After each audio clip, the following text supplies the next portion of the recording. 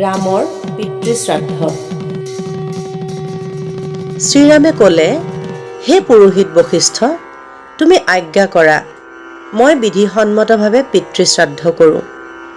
সেই বুলি কৈ শ্ৰীৰাম, লক্ষ্মণ আৰু সীতাই গৈ ফল্গু নদীৰ তীৰত উপস্থিত হ'ল।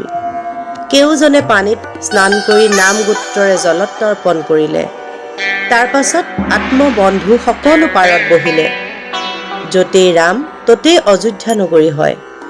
ৰামচন্দ্ৰক বেঢ়ি পুৰীৰ সকলো লোকেই বহিলে। শ্ৰীৰামে মুনিক সুধিলে, হে মুনিবৰ, আয়ুস থকা স্বত্তেও পিতা কিয় মৰিলে? সূৰ্যবংশৰ লোকসকল অযুত বছৰ জীয়াই থাকে, কাল পূৰ্ণ নোহোৱাকৈ কি কাৰণে মৰিলে? বশিষ্ঠই ক'লে, হে ৰাম, ৰজাই পৰলোকলৈ গৈ পুত্ৰশোকৰ পৰা ৰক্ষা পালে।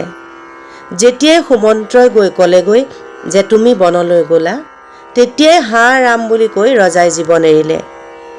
পিতৃৰ কথা শুনিয়েই আকৌ তিনিজনে কান্দিবলৈ ধৰিলে। অন্যফালে শ্ৰাদ্ধৰ দ্ৰব্য আয়োজন কৰিছে। তপোবনত যিমান মুনিসকল আছিল তেওঁলোক সকলোকে পিতৃশ্ৰাদ্ধত নিমন্ত্ৰণ কৰিলে। ফল্গু নদীৰ তীৰত পিতৃশ্ৰাদ্ধ কৰিলে। সেই পানীতেই পিতৃপিণ্ড সমৰ্পণ কৰিলে।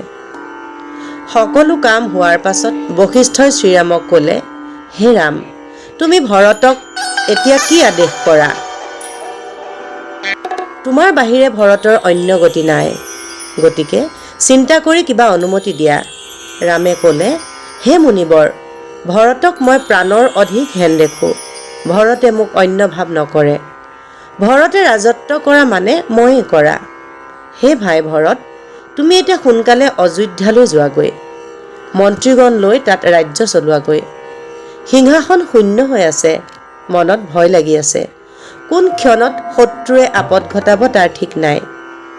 যিবিলাক বিদিত আছে তোমাক জনাম, তুমি হিতাহিত সকলো বিবেচনা কৰিবা। 14 বছৰ প্ৰায় গৈছেই বুলি জানিবা। পুনৰ আমি 4 ভাই অযোধ্যাত মিলিত হ'ম।